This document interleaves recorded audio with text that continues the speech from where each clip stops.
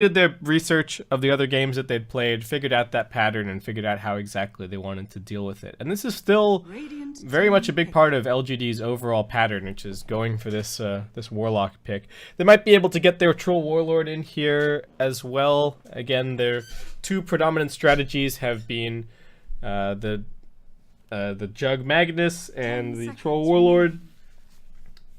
So kind of having to adjust in the previous game after a lot of that got banned out, so maybe they'll grab one of those two heroes, the Jug or the Troll here in the first phase. If they pick the Mag, then I feel like they're just going to end up getting both the Jug and the Troll banned out. IG Vitality picking Lifestealer. Are they baiting the Troll pick a little bit? Is that what's happening here? Because Troll is certainly pretty good against Lifestealer, so I do find the Lifestealer pickup a little bit curious from iG.V. Are they going to follow it up with the Slardar, I suppose, is the question on everybody's lips, but I don't know. This first pick for them, Lifestealer, is a bit weird. Certainly, a strong enough hero, but I feel like if you're picking it this early on, you're just begging for the enemy team to pick up plenty of answers to it. And iG.V gonna go for a pretty wishy-washy follow-up as they grab the Crystal Maiden. Certainly a good hero overall, but doesn't really push their lineup in one direction or the other. The nice thing about having the Lifestealer, at least with the Crystal Maiden, is that Lifestealer is a strong, independent laner who don't need no support, so always helpful for the CM, because that means that she can feel confident to just go and jungle it up, be all the way over on the other side of the jungle, on the other side of the map, and knows that Lifestealer is not going to get completely demolished. I mean, of course, there are off-lane heroes like a Legion, which could get picked up here or whatnot, that'll be able to put pressure on the Lifestealer, but LGD going to keep it pretty non-committal so far, as they just go for the Sand King. So it could end up being off-lane Sand King, could be your position 4 Sand King. IG Vitality are going to end up going for that Jug ban as LGD. I guess they probably ban out at least one Lifestealer vehicle that they're worried about. Could end up being a puck game for IG Vitality, but maybe it's a little bit too early to ban that out because 10 seconds remaining. They still have other options in terms of what they're going to be investing this Lifestealer into. But the puck just comes to mind because it seems like a good hero to scout the Warlock and the Sand King and then jump into the back lines, potentially bursting those guys down before they get their spells off. Though that is, of course, a little bit easier said than done. Slardar will be the ban, so that's the one thing for IG Vitality, is that they kind of get a free ban by picking up the Lifestealer, and they will also be getting rid of the Troll Warlord. It really seems like IG Vitality have their finger on the pulse from LGD, and they're gonna have to show us a slightly different strat this game. I still feel like something like the Terrorblade could be in their wheelhouse, but yeah, we'll have to see what carry they pick in the absence of the Jug and the Troll Warlord. Earth Spirit getting banned out. IG Vitality have not grabbed their position 4 just yet. A lot of the good position 4s, almost all the good position 4s to go along with the Lifestealer have been banned out. Earth Spirit, Slardar, Riki, even the Nyx Assassin. So a lot of that work could be undone if IG Vitality still find a position 4 hero that they're confident with. Maybe they take a page out of the book from the LFY team a little bit earlier when they ran Afu on the Disruptor as their position 4. It is a hero that can scale with a little bit of greed potential and is good against the Warlock and the Sand King if you can find them. Though not going to give them a potential infest bomb, which maybe they're a little bit worried about missing out on.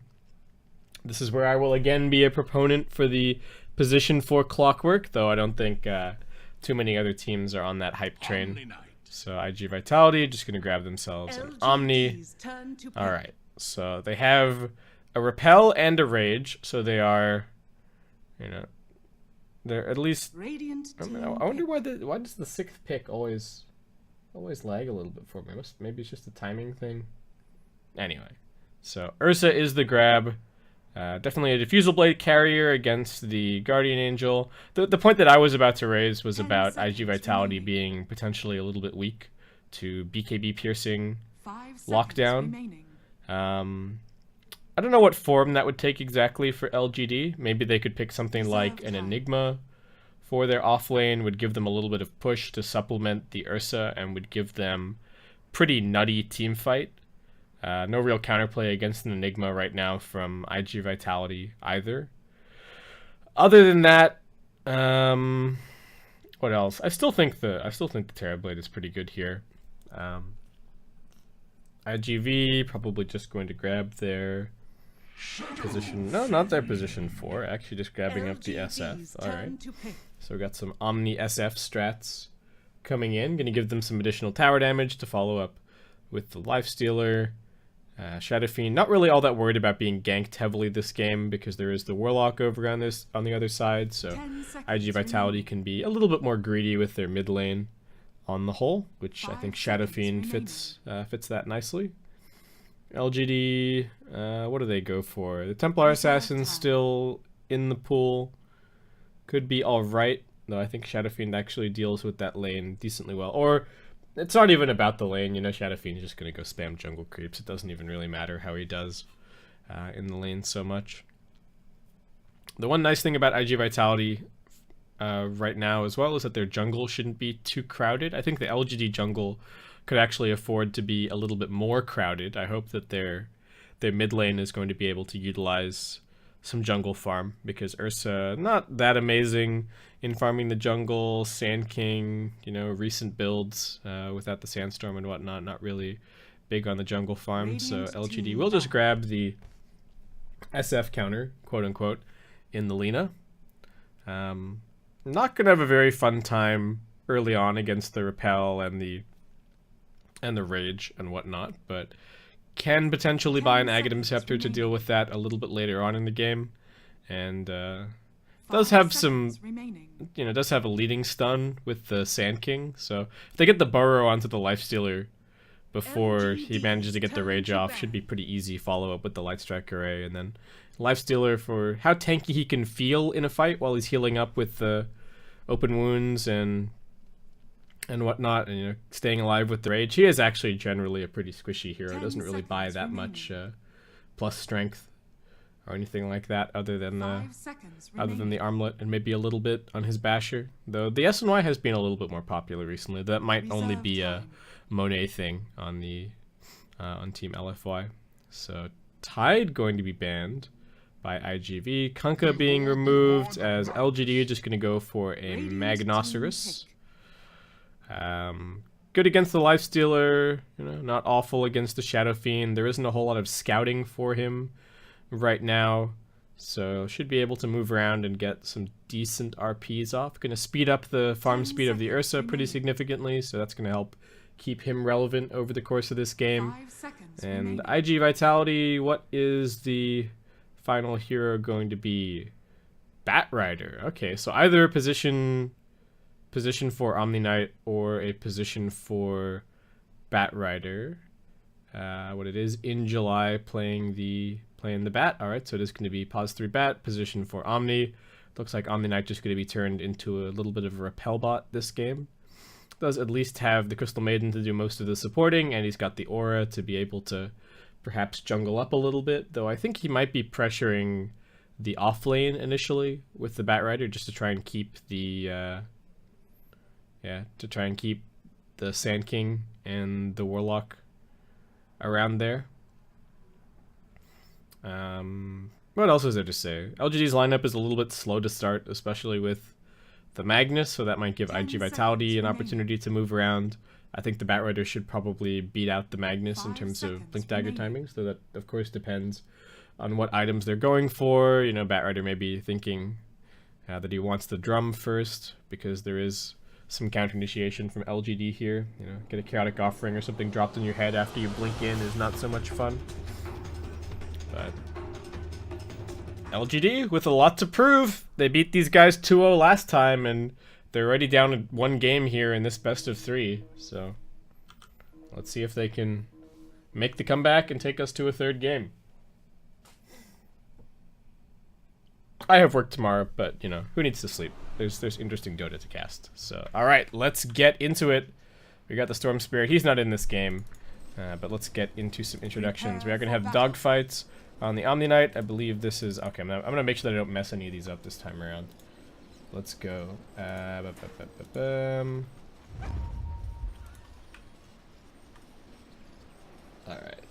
So, I'm looking at the wrong... Helps to look at the right teams. No, not more smokes. Don't do this to me, guys. Come on. Aggressive move forward. So this is maybe Escaper is Yao. 11 is of course 11. Aim is aim. And finally this guy is aggressive move up here, but they're not finding anybody. Quickly, base skip quickly. Too many tabs.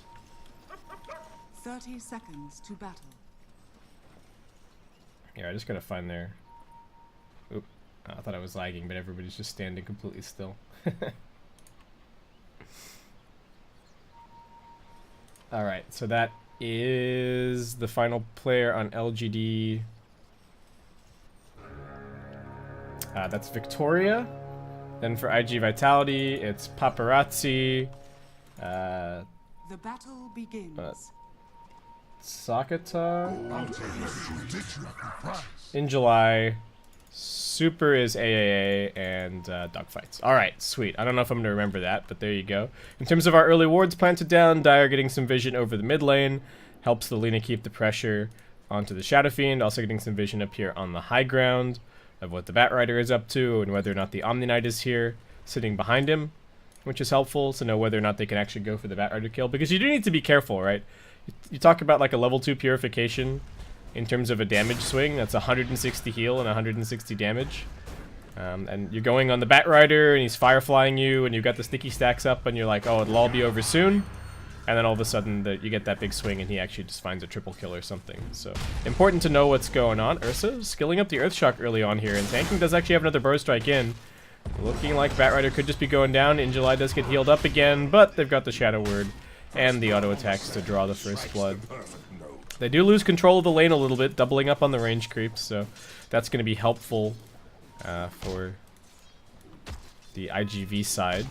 But we'll see. Maybe they can get the side pull over or something here. Dogfight's hanging around just to try and aggro the creeps, I think. Or block this pull. Really wants to get these range creeps through to the tower, but nope. Not going to get given the opportunity. Ursa presses forward, boxes him out, and they will be able to get their pull through.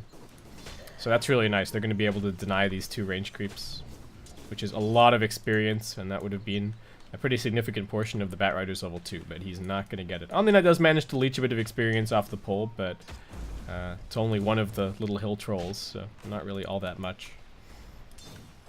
Alright, so 11, knowing that the Omni Knight is all the way over at top lane, has been able to pressure bottom a little bit more. Is getting harassed out here by Paparazzi, but it's a big skewer back into the tower. That's going to be 3 or 4 tower shots.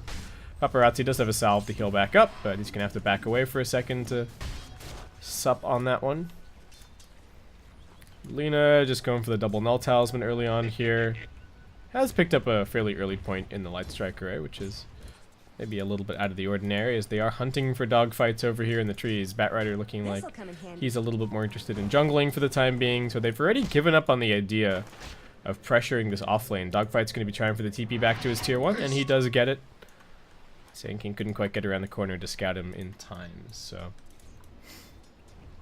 Meanwhile, over at the mid lane, Shadow Fiend 8-1 versus the 16-4 of the Lina. Crystal Maiden running away from a hasted old 11 who is going to be able to pick up that kill.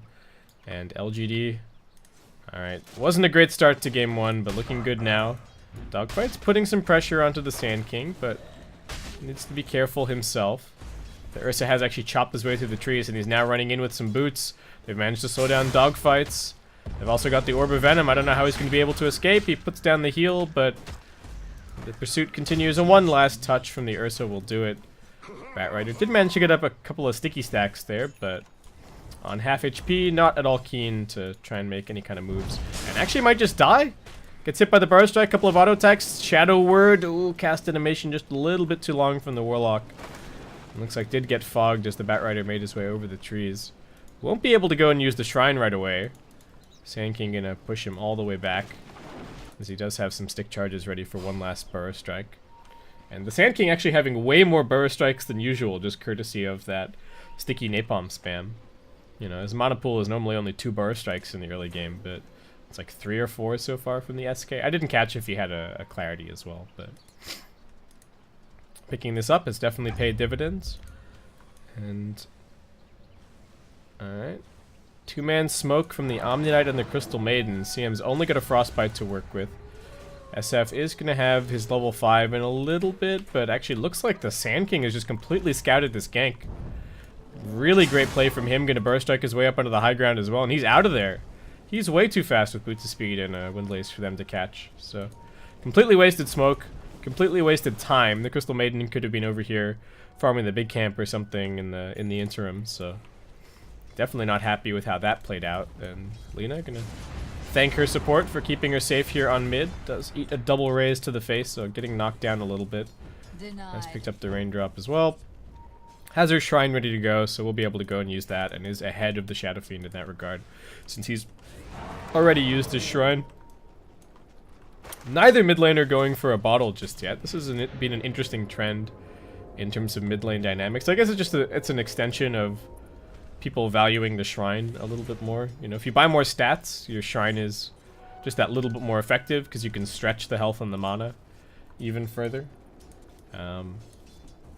Shadow Fiend, of course, does have the Arcane Aura here, and some people have even been going without bottle on Shadow Fiend recently, just relying on clarity spam to get them through the jungle.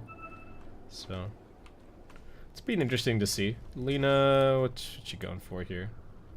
Alright, well, AIM just going to be picking up, working towards a Vlad's at the moment. It looks like he is kind of committing since he's got the Ring of Protection coming out. And he's got the Headdress recipe. So it's like Vlad's is the plan. Burrow Strike on the Batrider. He's been pressuring up top really, I don't know, really aggressively. And he gets brought down. Only 12 CS to his name. How's he doing in terms of levels compared to the Magnus? He's 2 levels behind.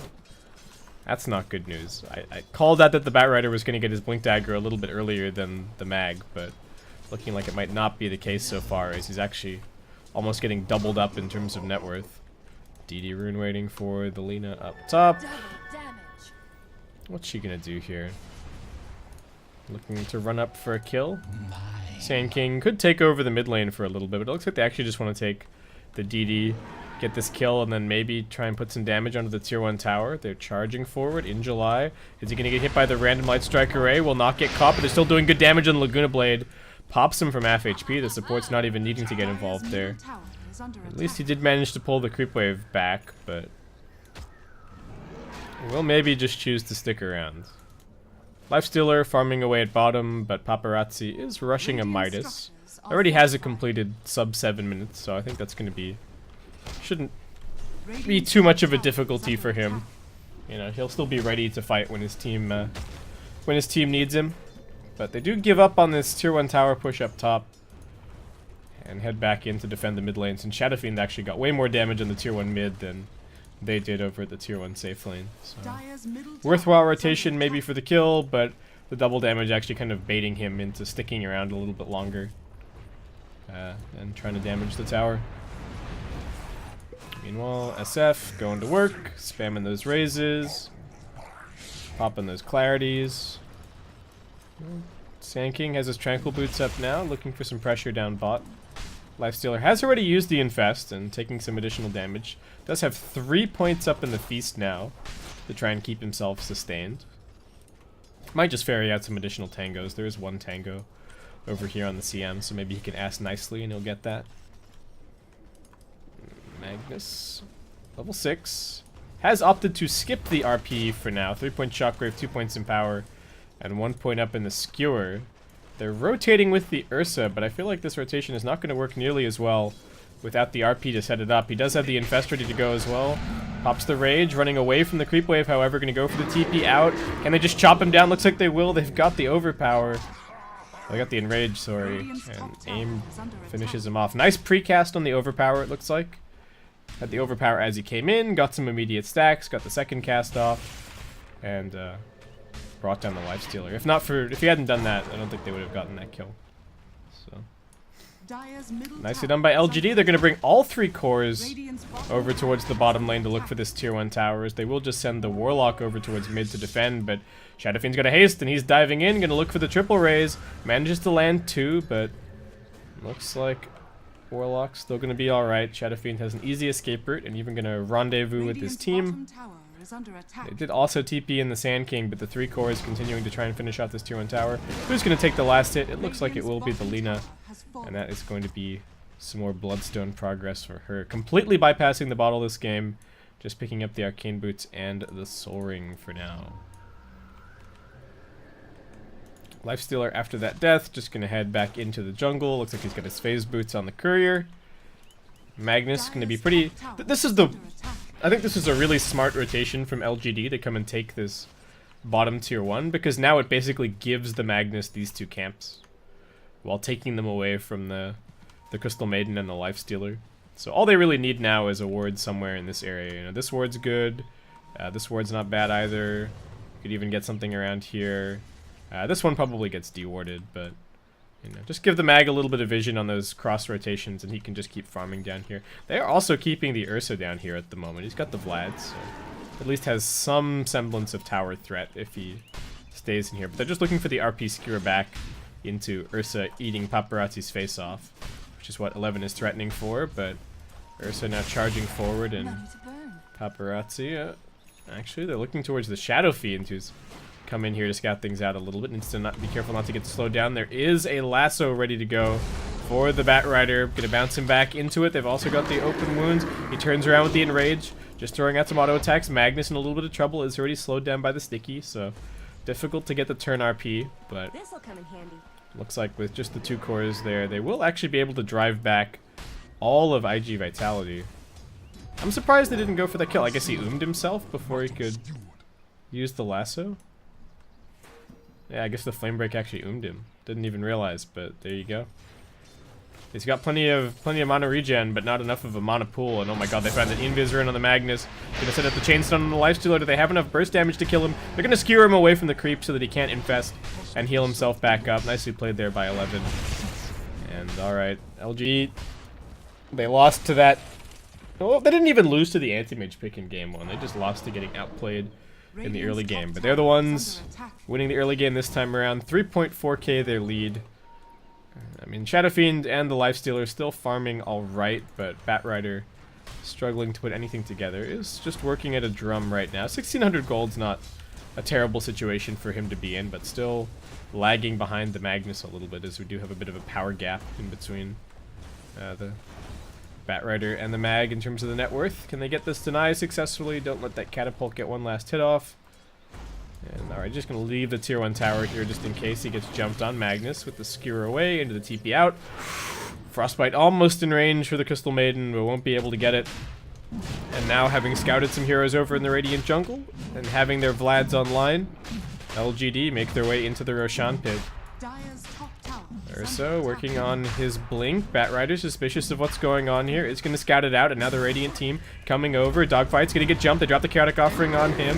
Batrider also losing some life. Dogfight's popping his ultimate, but still going to end up dropping as Shadowfiend, curious as to whether or not they can still contest this. Pokes his head forward.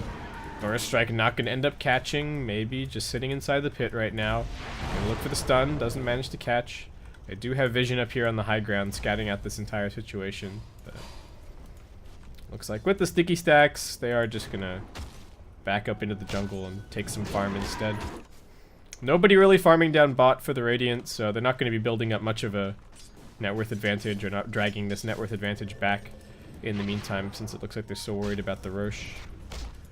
And we do have a blink up for 11. They have scouted this with the Observer Ward. He's coming forward. Pops Paparazzi just waiting over in the trees. And they will be able to get a couple of nukes over on the Mag. They skewer back the Lifestealer. Can they get the chain stun? He manages to get off the Rage, but Ursa doesn't care about it. He's going to pop the Enrage and just go to work. Shadowfiend repelled for a couple of seconds, but not too much longer, as Crystal Maiden gets stunned in the middle of the upheaval and just Laguna Bladed right in the face. Shadowfiend is so damn slow. The Batrider going to do his best to keep the SF alive, but that is going to be 3 kills for LGD. They take down the position 1, the position 2, and the poor old position 5. And they will just be able to go and shrine themselves back up to maybe prime for that Roshan, though. They could also just wait until they have a Chaotic Offering back up. 11-0 their lead right now. Not as much net worth, I think, as iG.V had at this point in the previous game, but Sand 1800 gold towards his blink. The net worth that they do have is impactful net worth. I mean, even Warlock with the medallion up going to be helpful. Ursa also working towards his blink. Lena probably has the Bloodstone in a couple of seconds. Still a little bit to farm, in fact. But, oh no, only a very little bit. Another 250 gold. Big smoke from iG.V. They do have their blink dagger up on the Batrider. Decided not to go for the drum at the end of the day. Are they just going to take the Warlock kill? He's the only one really showing in lanes right now. Everybody else is backed themselves up a long way. And, alright. Shadow Fiend does end up taking out the tier 1 tower on mid. They wasted their glyph, but because of the way that the glyph mechanics work now, they still have it back up anyway. Shadow Fiend double damage ready. Is rushing the Shadow Blade. That's a little bit out of the ordinary. I feel like people have been going for the Dragonlance rush a little bit more recently, but planning that he might be able to split push. He is the primary split pusher, I guess, in some ways for his team, though Lifestealer, even without a blink or anything like that, is a pretty nasty split pusher in his own right. Able to push up very far. Though this game there are multiple ways to cancel a rage TP, so maybe that falls to the Shadow Fiend a little bit more. And nope, alright, he's... Oh no, the Shadow Fiend, Shadow Blade coming out, going to be going for the BKB next here. Meanwhile, looks like maybe just a tier 1 for a tier 1 tower trade coming up. Not investing the double damage just yet for this, going to rely on his natural damage to finish it off. Chaotic Offering ready to go. What's the vision situation over here at the mid lane? They do have nice warding over on the shrine, nice warding back behind the tower, so LGD very much set up for this. However, maybe he was just around the corner. He's got the Bloodstone up, might be able to get the Suicide off, and he will be able to. Double damage. Shadow Fiend scooting his way in, and Magnus needing to be careful. The Ursa is chasing forward. Paparazzi tries for the RP, but gets juked out as the Requiem actually getting cast on the back lines. Not killing off anyone just yet. The Chaotic Offering going to get dropped on his head. Now the RP. Ursa coming in. Only a couple of auto attacks to finish him, and now dogfights. Running in, getting kited somewhat. Pops the Enrage. Lifestealer with the Rage himself, but Batrider just forced to blink himself away. They lost the Lena, but they still take the fight. And we'll be able to take the tier 1 tower as the follow-up. With all of their ultimates on cooldown, probably can't get the Roche. Or maybe they go for it? I don't know. We'll see. Alright, AIM wants it. They got the Medallion. That's going to speed it up that little bit more. They've got the Maxim Power. That's also going to speed it up. Crystal Maiden going to come over here. Doesn't have the Freezing Field available. Just going to throw one Crystal Nova for some scouting. And it looks like LGD going to lose their nerve. They do have the Warlock Golem scouting at the Batrider and canceling his Blink Dagger all the while. Nice little bit of play there. Nope. Fake back. Here we go. Sand also has his Blink. Jump in. Double Blink. Lifestealer, can he infest anything? He will not be able to. Gets completely devoured by the Ursa. LGD. Great little tactical play there. That's going to secure them there. Oh, is it going to secure them there, Roche? Man, they are very hesitant about this whole situation. Now they got the Burrow up onto the high ground. Batrider sitting on top of this Vision the entire time. We'll get Laguna Bladed. Crystal Maiden trying to make her escape. Still 3 seconds to go on the Burrow, but I don't even know if they need that. And Batrider going to regret not denying this tower a little bit earlier. Ursa maybe finishes it first, then goes on for the Crystal Maiden. Blinking in. Blinking behind the tier 2 tower is the Sand King. They've got the follow-up stun on the Omni Knight. He's got the Guardian Angel. He's got the wand charges, but doesn't have any way to deal with the Caustic Finale, so he's gone. And LGD, what a steamrolling this game has turned into. 17-0, 8.7k net worth advantage. The net worth isn't even all that crazy, but this Lifestealer is starting to feel like the Hand of Midas was maybe not the best decision. Shadow Fiend, hoping that somebody was going to run into his Requiem right as the Shadow Blade ran out, but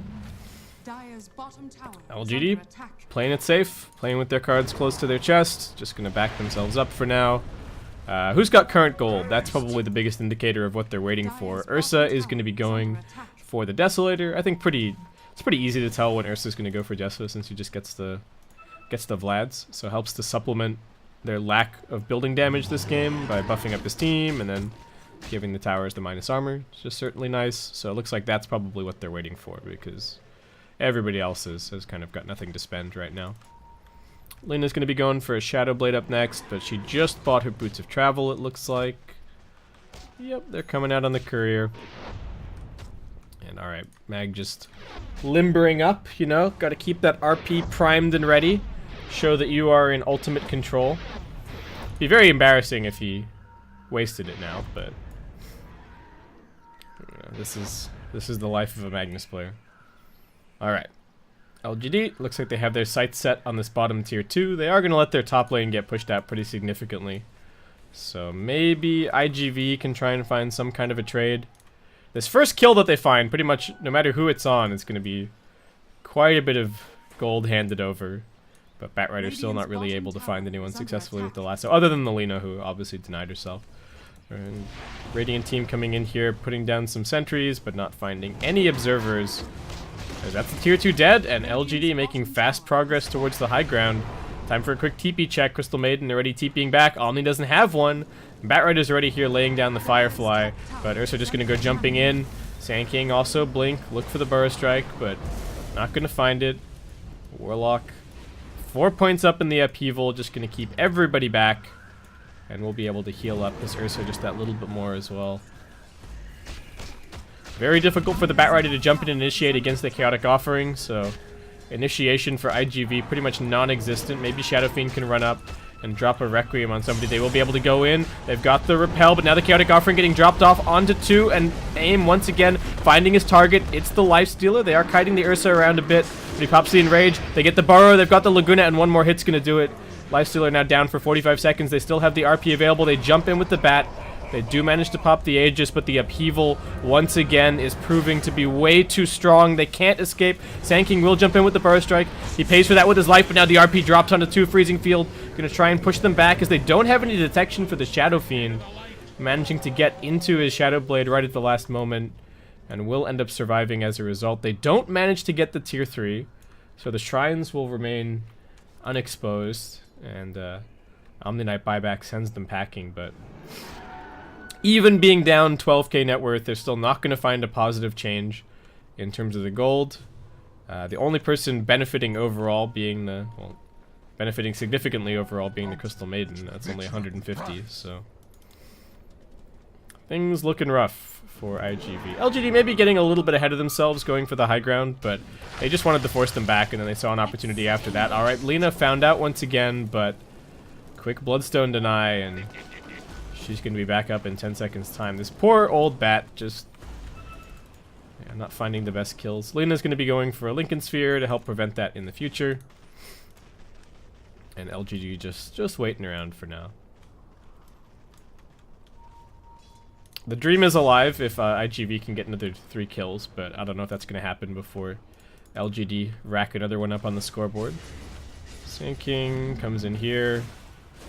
Has he scouted the Shadow Fiend just yet? Looks like maybe not. Gonna plant down a little Observer Ward off to the side, and what is Ursa farming his way towards? BKB? Nope, is just gonna be farming towards the Aghanim Scepter. Certainly, as we've seen, the Enrage is very, very valuable this game, so gonna make it even better. Shadow Fiend just going for a Butterfly. Haste on the Ursa. Paparazzi, this poor guy cannot catch a break. Doesn't have the Solar Crest just yet, but I think even if it had it, still would have been chewed up and spit out. Straight back to the fountain. Tier 2 looking like it's going to be brought down next. There is a glyph available. Maybe they can find it. Oh no, they can't find it. A tier 1 trade. That's just a poor old Crystal Maiden down here at bottom. I thought it was maybe a slightly more impactful hero. She doesn't even have her 60 damage. In no way is she ready to push this tier 1 tower. Alright. They did pop the glyph for the tier 2. The Chaotic Offering's back up, so I get the feeling that LGD going to be looking for a team fight. Shadow Fiend running forward, confident that there aren't any sentries down on the LGD side, and he would be right. Magnus finding time to go back for a Midas at some point. I wasn't even really paying attention to his item progression. No gem picked up just yet from LGD. I guess they don't want to They don't want to risk it right now. They do have 2 heroes that are really relying on Invis somewhat, so maybe they'll pick it up after the next Aegis. Roshan only a minute and a half away. Dogfights finally finding the 3rd point up in the rappel, but how much that exactly is going to help against the Ursa remains a pretty big question mark for their team. Ursa does not have a Diffusal Blade, so the Guardian Angel is certainly going to be helpful, but only level 9 for now. Radiant's middle tower is All right. under attack. Gonna smoke themselves up on top of their sentry. Confident that there wasn't any vision. The Shadow Fiend's gonna lead the way here. Can they find an important backline target? The Lina actually sticking around in the front lines right now as LGD gonna back up and hold the high ground where they have some vision. Very nice map positioning from them. Like, the fact that they leave this tier 2 tower on 250 hit points because they sense that something just isn't right, and now they jump in, they get the burrow onto the Shadow Fiend. Nice reaction from Dogfights. Does come in with the repel, but SF already taking some pretty big damage, and Ursa with the Aghanim Scepter feeling very confident in his ability to just charge forward. SF Shadowblade gonna wear off in just a second, and alright, they do come back and finish off this tier 2. That's gonna be the last remaining outer tower. Catapult, can you please cooperate and come over here and disable the backdoor protection? Alright. Tower down. We're going to find out when Roshan respawns in about 10 seconds time. They will pick up that gem now, so preparing themselves for this fight around the pit. They've even got some vision up here on the high ground, which did not get dewarded by the Radiant team, a little bit surprisingly. I don't know, did Warlock sneak over and plant that? Maybe the Sand King? Speaking of Sand King, I mean, I guess he was going for a 4-staff, but decides that the gem is more important. Warlock now has his Solar Crest. In just a second, Batrider jumping for a kill. They're looking for the Lina. They do have the lasso, doing pretty good damage, but the RP is the turnaround. Lina still waiting on her spells to come off cooldown. Didn't have the stun to follow it up, but Paparazzi doesn't have the rage anymore. And now he's going to get chain stunned into oblivion. Maybe surviving through it all. 1-2-3. 23-1 the score. And LGD... do they even need the Roche? It's going to be back up in another couple of seconds' time. Magnus has bought himself a Yule Scepter as the remaining heroes from IG Vitality will take this bottom tier 1 tower at long last, but LGD straight up onto the high ground. They're fishing for this Lifestealer buyback. He doesn't have it. Only down for another 20 seconds, but they would love this tier 3 to pave the way to the shrines. Looks like they're going to just leave maybe to finish it off. And as that last auto attack flies through, they will be able to come and take this shrine now. Magnus waiting on the RP cooldown, so I guess not really that keen to take a full-on fight at the moment. So yeah, shrine down. Roshan gonna get scouted by the courier, so they know that it's up. Ursa probably gonna blink straight in there because they've got some amazing vision down. I really like this ward placement because most of the time people are gonna come and try and deward this line, but you can't actually get this high ground spot and this observer spot in the same sentry. And there's no giveaway that it's here because, you know, it's not blocking the camp or anything like that. But